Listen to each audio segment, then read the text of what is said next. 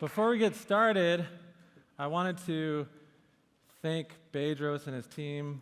They're absolutely amazing and have the utmost professionalism, and I appreciate them so much. So let's give them a round of applause.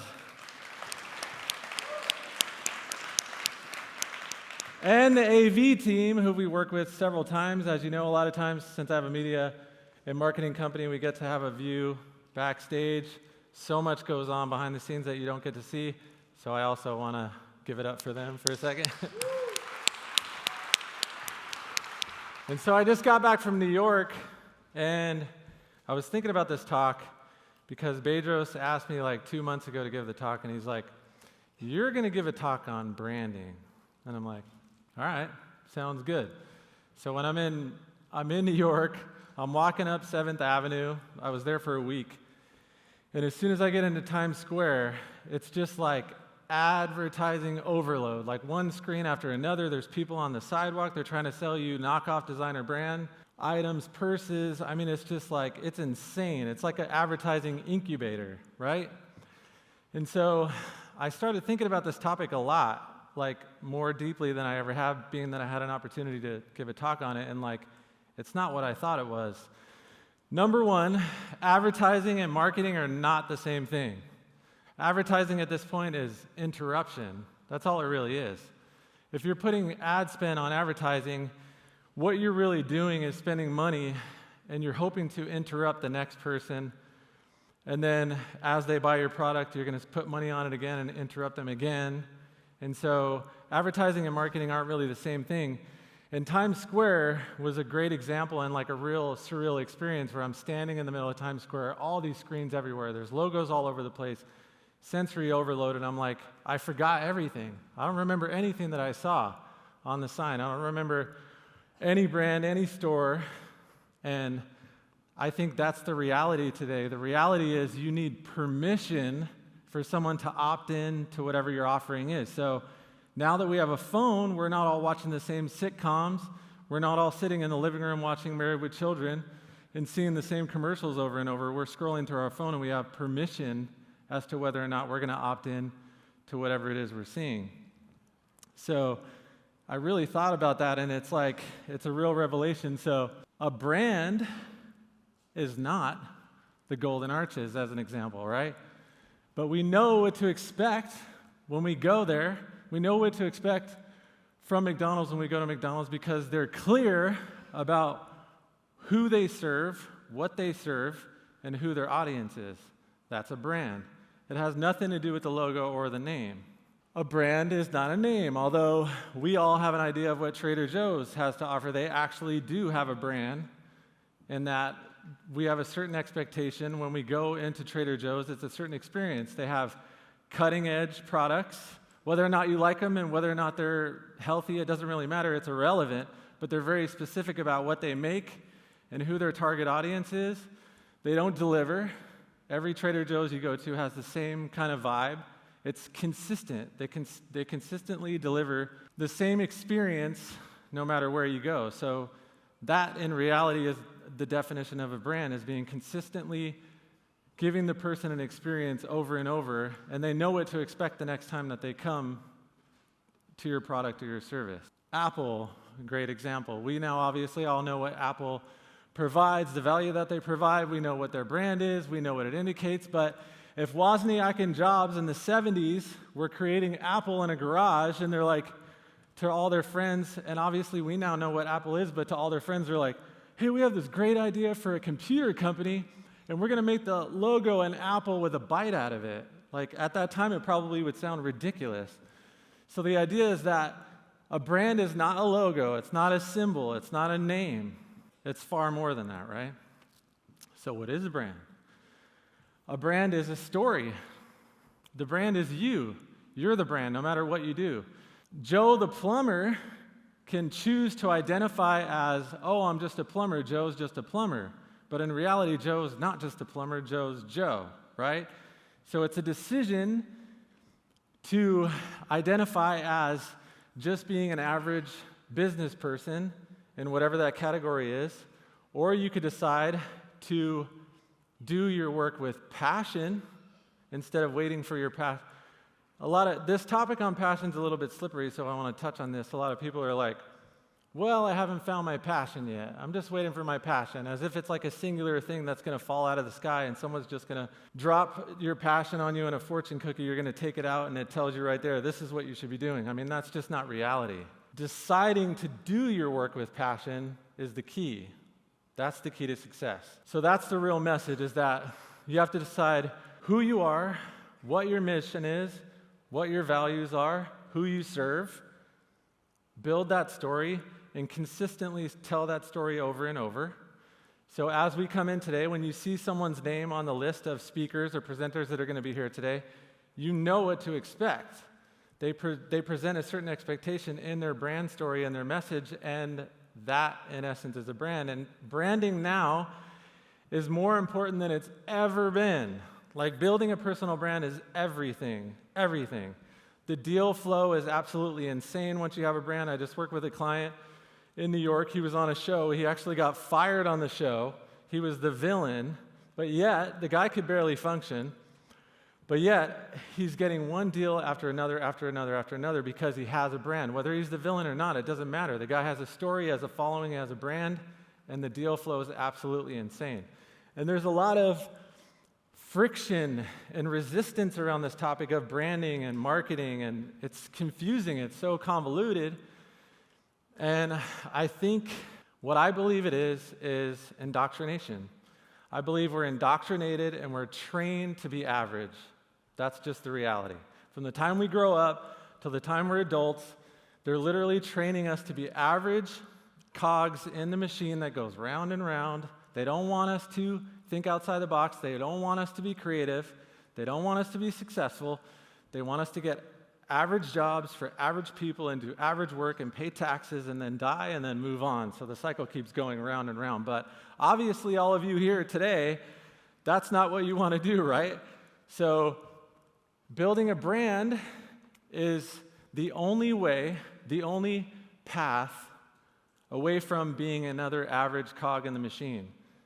Basically, that's the only way. And I think now it's more important than ever. It's so important because the average person that has a brand and has a presence on social media is going to beat the expert every day of the week, hands down. Period. I see it every single day. And that's just the way it is. This is the best definition of brand that I've found. A brand is a set of expectations, memories, stories, and relationships that, taken together, account for a consumer's decision to choose one product over another. Expectations, memories, stories, relationships. It has nothing to do with the tactics, with the ads, with the marketing. It's a story. People buy people. If Kim Kardashian sold diapers tomorrow, they would sell out. Right now, it costs $1 million to get one sentence from her. It's because of her brand. Like, it's everything at this point. What do you do? Here's the answer. Build a story that connects with your customers emotionally to your purpose. Have a purpose. Stand for something, not for everything. If you stand for everything and you advertise to everybody, it's a race to the bottom. I love this example of when you're going to go travel, if you got an option between Hyatt, Hilton, and Marriott, like, you can't tell the difference. Basically, you price shop.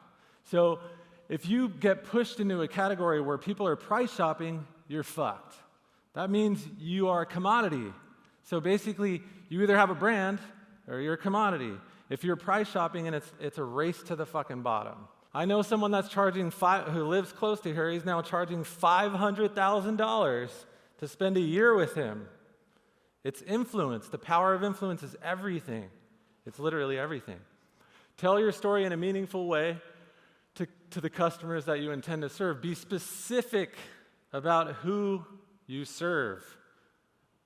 1% of the population is enough.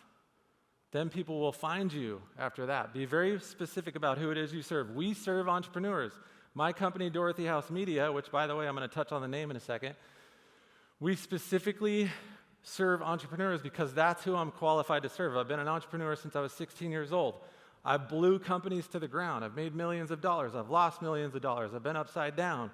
I've been through hell and back. I'm qualified to speak to the entrepreneur, so therefore I specifically niche down my company to cater to the entrepreneur specifically And now I know it's very clear, so I don't go outside of that, right? Stand for something and strive for excellence in everything you do. This is the key. All of you have been touched by someone in so many different ways, like maybe a secretary or a plumber, or even maybe somebody that's cleaning your teeth. Well, maybe not the person that's cleaning your teeth, but you've been impacted some way or another in different industries, in different sectors. It has nothing to do with the sector that you're in. It doesn't matter what you're in. It matters about who you are and whether or not you do your work with passion.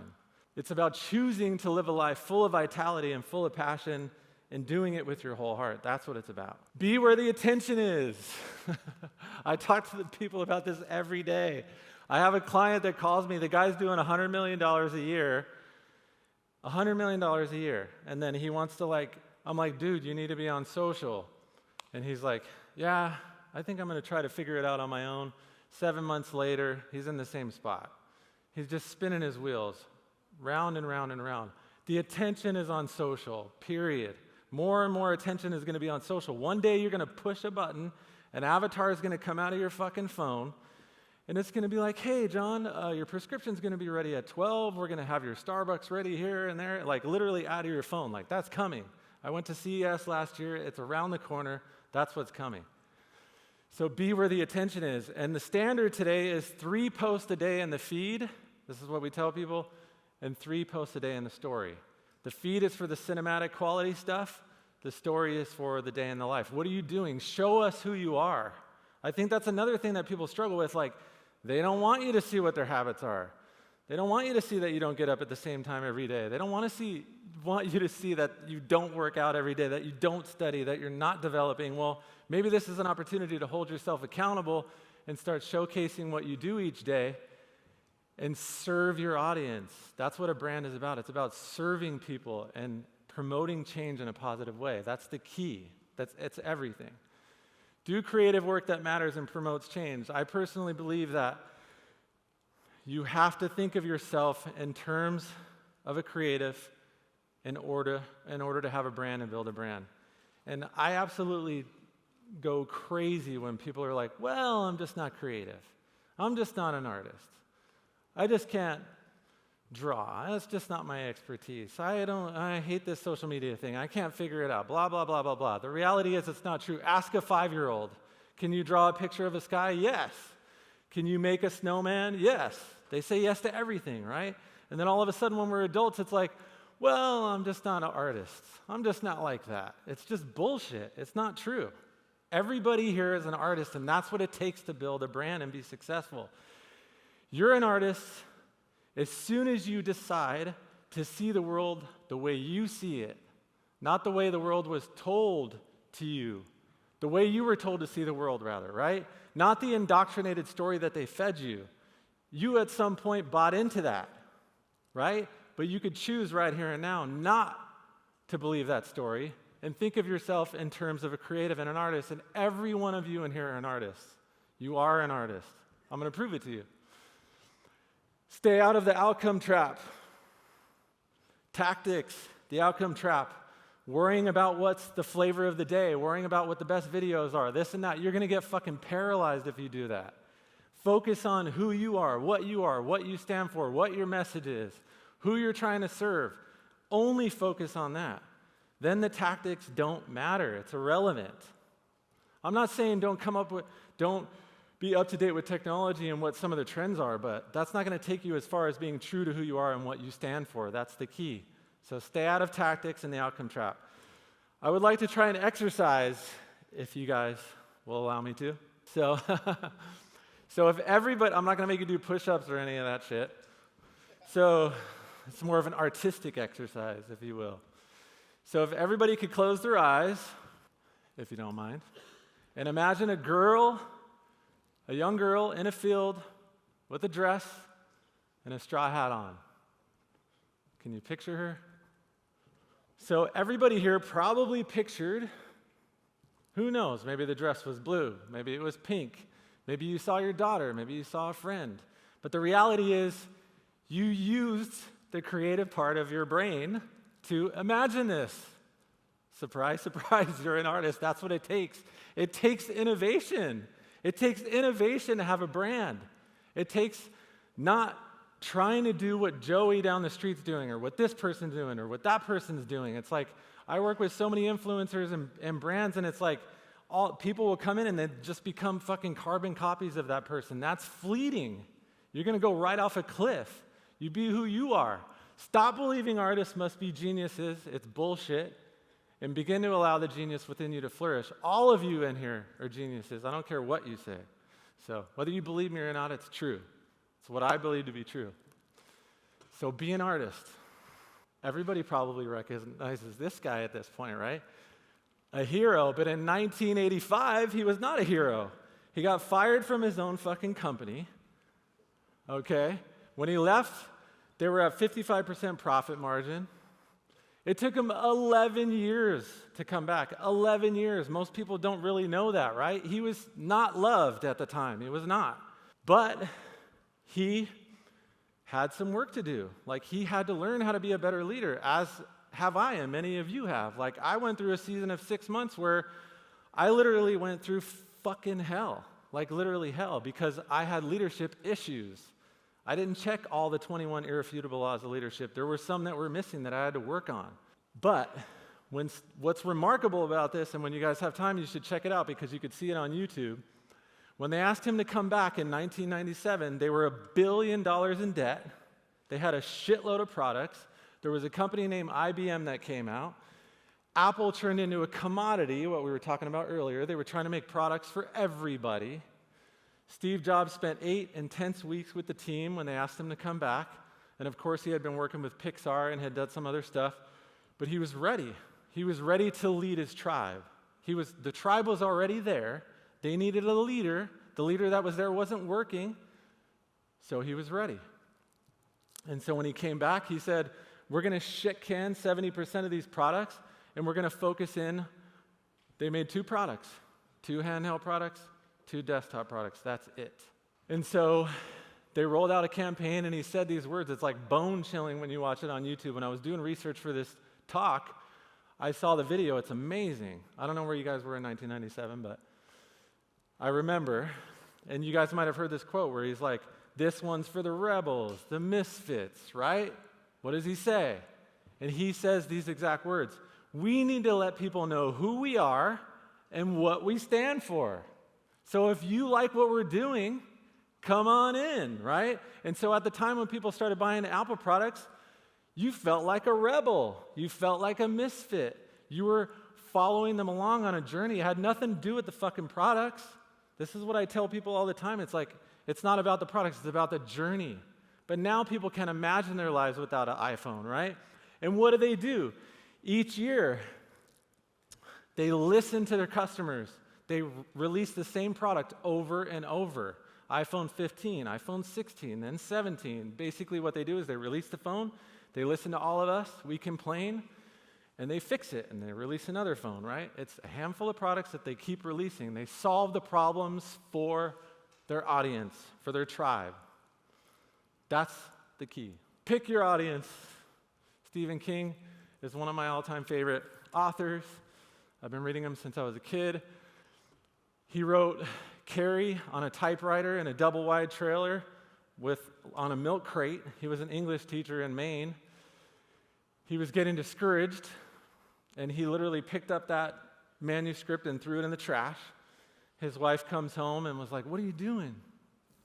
And he's like, I'm just really struggling with this part about Carrie. And so his wife kind of helped him through it. And so what I love about Stephen King is like, he's worth $500 million now. I don't know if you guys know that, but he's worth $500 million.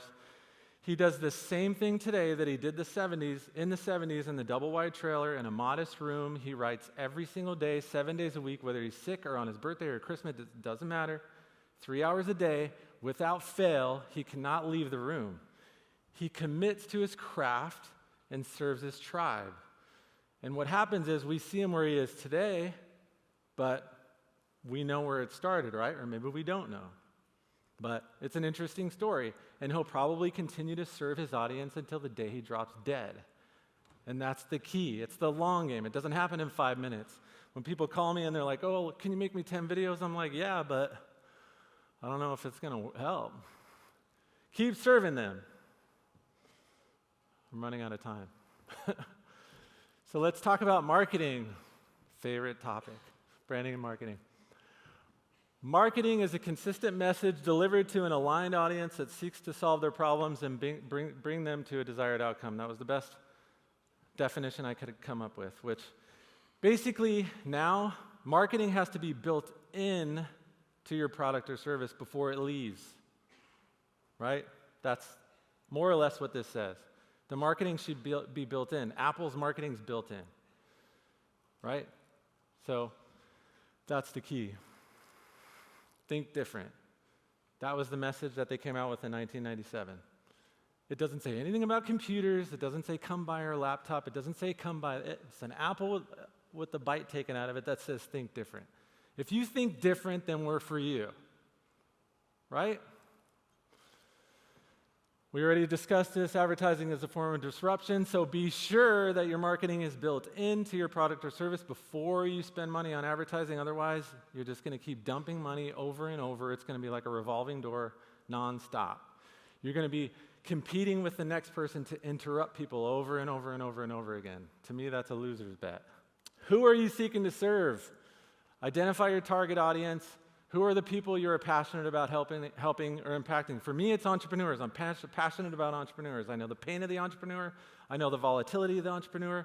I know the ups and downs, inside and out. I've had sleepless nights. Everything you could imagine I've been through.